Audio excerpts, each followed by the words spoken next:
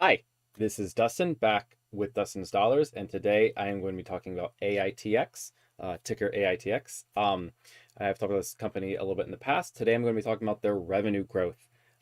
Before I begin, let me remind you that I am not a financial advisor or a financial professional of any sort. All opinions that I express in this video are mine and do not represent those of any company or any other individual. I do not own an investment, long or short, in AITX. I do have a long position in Nightscope, which is an AITX competitor. But basically, this video should be for your entertainment purposes only because I could be wrong about everything that I say in this video, and you need to do your own research before making any investment decisions.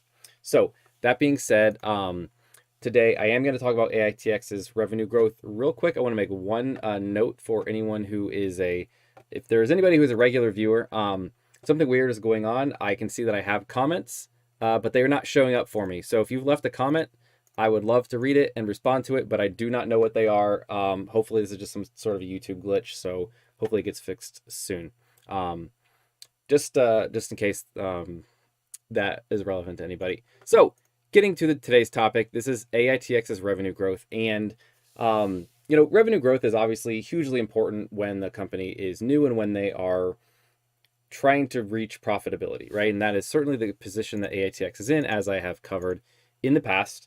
And I will start there with my general caveat that I am not a financial advisor. I'm going to go over some information on AITX. I have prior videos that I think do a reasonable job going through the current position AITX is in, and so I would encourage you to watch those if you haven't seen them, you want to learn more about the company. But today I'm going to talk about the revenue growth because it is incredibly impressive on a percentage basis. I mean, obviously the numbers are, AITX is still a small company, but their revenue growth is huge, right? And so what I did, my source data for this is I pulled it from all their 10Qs and 10Ks over the past couple of years. I did make, I will talk about their margins just a tad bit in this video. And one thing is I saw they had some kind of weird reported numbers like 0 and even negative cost of goods sold in some far past quarters. This is in the quarter ended in November in 2018 and even February of 2019. Kind of some weird stuff. I didn't investigate too much because it was on the very tail end of what I was even trying to grab. And so I actually just I hard coded this as sort of a, just put in a number, like let's assume they got 62% margins during both of those quarters, just in case you see this on these graphs. So that isn't one explanatory note that I do want to call out there. That does deviate from what their reported numbers were. So there you go. But when I put this in, you can see the revenue growth has gone from quarterly revenue growth or quarterly revenue in at the end of 2018 was roughly $39,000, and you can see that in the prior 4 quarters, each one of these is significantly more, right? At the low end, had the 4 quarters ago, they were at 2.5 times that, and more recently they're at 10x that, and even above, even maybe roughly 20x that, right? In this massive quarter where they had this huge spike in sales, which I'll go to in a moment. But that's if you look at this on a graph, and I have this is, forget about why the stacked area for a second, just look at the top line of this here, right? This red line. You can see that their revenue growth has definitely increased significantly, especially in this past year. You can see this past year they had some quarters that are just absolutely massive and put the probably almost as large as the history of the company's revenue. I guess I didn't look super far back. I know that there is some sort of a history, in many years past with AITX. I didn't actually investigate because I'm not sure it's particularly relevant for where they're going as a company in the future. But this does actually break down their revenue between their direct sales and their device rental activities, and presumably these are devices that customers are leasing from them. And so this is a stacked chart here, so you can see at the very beginning they really only had rentals. There was no direct sales. And you can see that the amount of direct sales did actually increase a little bit over time, and then you can see that direct sales in these 2 of the most recent 3 quarters actually accounted for massive amounts of their revenue. And if we go back to look at the actual numbers here, is hopefully you can read this, but this is the quarter ended May, at the end of May 2021, at the end of November 2021, the most recent 2 quarters, and they actually had a majority of their revenue come from direct sales rather than from rentals. And so that's actually, not what you would want. I think as a, as a generally as an investor, you would want them to be building up that recurring revenue. And I'm sure that that's what they're focused on, but hey, revenue is revenue, and especially when the company is small and still trying to reach profitability. I mean, who could possibly fault them for making money, just because it's not potentially a recurring deal. And but I think that lets them book a lot of revenue sooner, right? They're pulling in some of that revenue that if it was a rental they would get, although probably at not probably, they've actually stayed at lower margins. So let's talk about that for a second, right? That they do have these different styles of sales, right? They can either, as far as I understand, they can either sell the devices outright, or they can effectively lease them to the customers. And if they lease them, right, that is better for AITX in 2 ways, right? Number one, that is, you see that the revenue is more predictable over time, right? Assuming that the devices are working out well for the customer, right? Why would they want to cancel? And that's actually predictable revenue that you will have coming in the future. And so that's good. And then they also do state in their filings that they get higher margins on those. And I think I have it up right here, where they say that they are expected to earn over 75% gross margin over the life of each deployed asset when it's under subscription. And then they say that they also sell units, which would generally limits gross margins to the 50% range, right? So they're calling it out right here in their 10K that they make more profit, over the life of the devices if they are rentals versus sales. So clearly they have a preference themselves for that recurring, for renting the devices, but again, can't really fault them for making money, and the margins on both of those are pretty good. I intend to address the margins in a future video, because I think it is a little more complex than that. But again, hopefully you can see these numbers, but they range mostly in the 60%, 70%, and some of these go up into the 80% range. And those are fantastic. So if you do go back down here, though, just going back to the chart here showing their revenue, the blue area on the bottom here is just their rental revenue. Their revenue from device rental activities is what they call it in their filings. And you can see that it has just steadily risen over time. And even if we're just looking at that rental activities, that has gone up by about 4x, more than 4x in, 3 years. And so that's, on a percentage basis, that's fantastic revenue growth. And if they can keep up that rate, then they're going to be very successful as a company, and presumably as an investment as well. Although the company is not always the stock, as the saying goes. Again, I'll hold my I don't have a particular judgment on it yet. This is part of my process for investigating the company. And again, revenue growth for an unprofitable company, revenue growth and margins, being able to maintain the margins is incredibly important. I have effectively the same chart here, except this is each quarter. This is showing the trailing 12 months, right? So obviously the numbers are going to be higher, but you can see this smooths it out even more, where you can see that trailing 12 months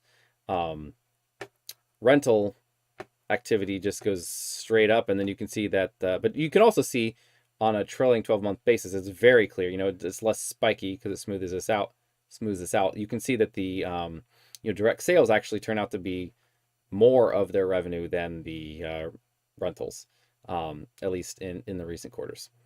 And again, that actually makes sense if you think about it, because they're probably getting a small fraction of the actual full let's say retail cost of the device when they sell it, if they're only renting it, right? If I'm renting it, you're paying me a small chunk every month, whereas if I sell it, I book a huge amount of revenue just in that one sale. So it makes sense. Now, this is showing the actual percentages that they had for their growth, and this is, the red line is their year over year rental growth, for the quarter, and the blue is their actual the year-on-year growth for that particular quarter, just as a revenue overall. And that hopefully is just showing you that you can see some of these numbers when you go back here and you go back for a full year to see what the plot point, the point that was plotted for a year ago. Those numbers are much higher, especially when you get to some of these quarters in the most recent year. And so you can see that they're growing year over year at 200%, even, and it's trending upwards, right? That's great. And then even the red line, you can see that they're slightly trending upwards, even just for their growth on their rental revenue, which is, again, really good, really great numbers. And this is what their margins do look like every quarter. Again, those first two, I will call it out again. I sort of put in numbers there that were around about the average of the others, just so that I had some data to work with for some other things I was doing.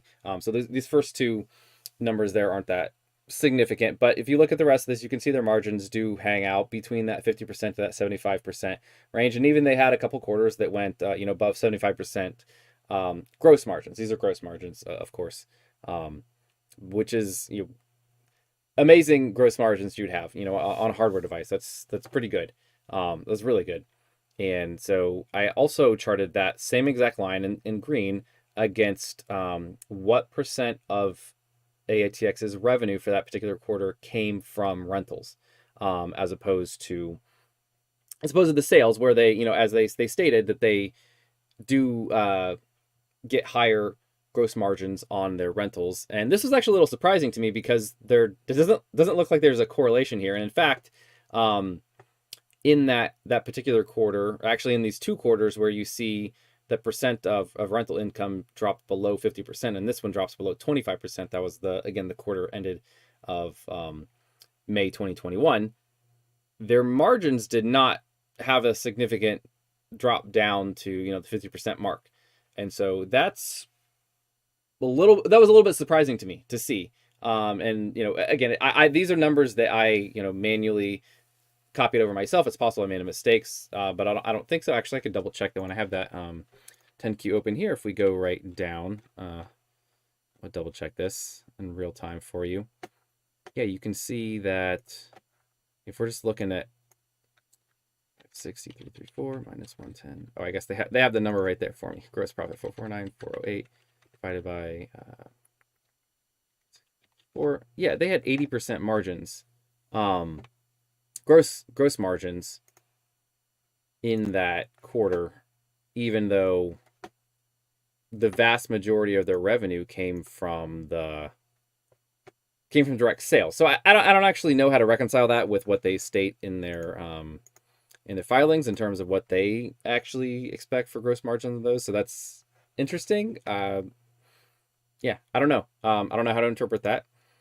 Leaves me a little bit wanting as an investor. But the one other metric that I looked at, they also report how many total value of their devices they have deployed, right? And they in the rental activities, and that is covered by effectively this chart here is showing the red is stacked on top of the blue. The blue is showing the actual, the red line, I should start there, is showing the total value of the devices deployed for rentals.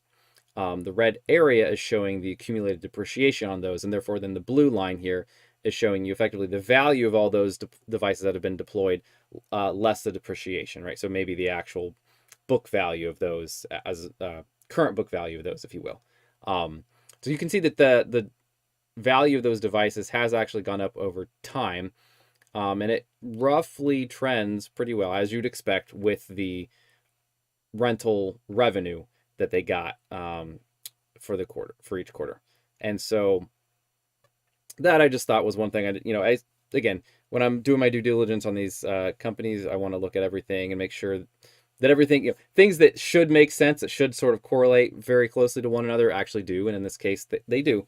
So there's no everything checks out there. Again, this was a little bit surprising to see that they're sort of, if you will, their guidance on the margins in terms of what they get for these direct sales versus rentals didn't seem to match up with what was actually reported. here. So I don't know what that means. Now, I would also be remiss if I didn't mention the projections, the forward guidance that they have in their filings here. And it is absolutely ridiculous, the guidance that they had here, right? And so this is in their 10K filed for the end of, what would it be, fiscal year 2021, for the end of February 2021. And at that time, they said the company currently projects that next fiscal year's revenues will be between 5 and 15 times greater than this fiscal year's revenue, right? And they say why, right? They have a big pipeline. They expect to make a lot of sales and be able to fulfill those sales. I mean, that's a huge projection that they did a year ago, and that's actually repeated in the next quarter, and they still think they are on track for that. And in the next quarter, they thought they were on track for that. And they did not have the same exact guidance in their most recent 10Q. I think it said 4 to 5. Yeah. So at this point, they say they're on track to achieve their 2022 fiscal year revenue projections of approximately 4 to 5 times greater than 2021.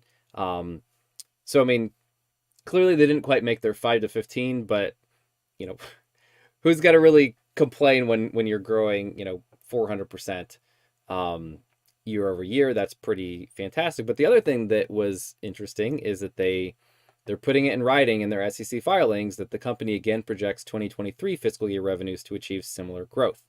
So I mean, that's pretty impressive, right? And I actually did I was playing around with numbers. So if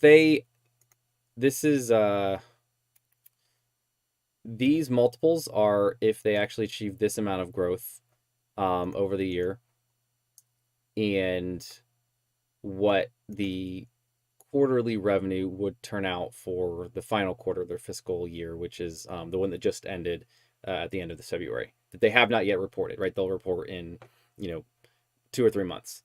I mean, the last one came out at the end of June. Don't quote me on that. But I think it's, it'll be in a couple months. It's not imminent, but it will be soon. And if they ended at 4x, right, that quarter would end at about $368,000 of revenue. Then at 5x, it would actually be more like $728,000 in revenue, which all of those are big numbers. But so then what I did is if I took this number, these numbers here, and then I looked at, well, what if they 4x in fiscal year 2023? What would their I think that, yeah, I did their yearly, their annual revenue, right? What would that look like? How much revenue would they have in that year? And whew, those numbers start to get significant, compared to the history of the company, that represents humongous growth, right? That we're looking, again, this is all just projections and ballparking, but you come out with a range that gets you somewhere in the $6 to $7 million revenue range. If they're looking at that and they're still able to make the what we saw in the mid 60-70% gross margins, that gets you quite a lot of cash to work with. I know that, again, I'm not going through all of their other expenses and stuff, just looking at revenues and margins today, because I don't have enough time. I don't want to make this a hour-long stream. Maybe someday if I get more folks here and we have some back and forth and it can be a little more real time, like that'd be fine. But I don't want to make that super long for today. But I think those numbers start to things are looking up for the future for the company. We'll say that in terms of their revenue growth, the trajectory that they are on there. And so again, this is to put this all into context. I think there's a lot going on with this company, but this is revenue growth, and their gross margins, as they are stated here, are definitely a huge bright spot. Let me check through my notes. I don't think I had anything else to mention. Yeah, I think I got through it all. Yeah, so that's all I wanted to talk about today. Again, if you left a comment on one of my recent videos and I haven't been able to respond yet, I'm sorry, because I literally can't read them. Something weird is going on. But that is what I wanted to cover today. So thank you very much for watching, and have a good one.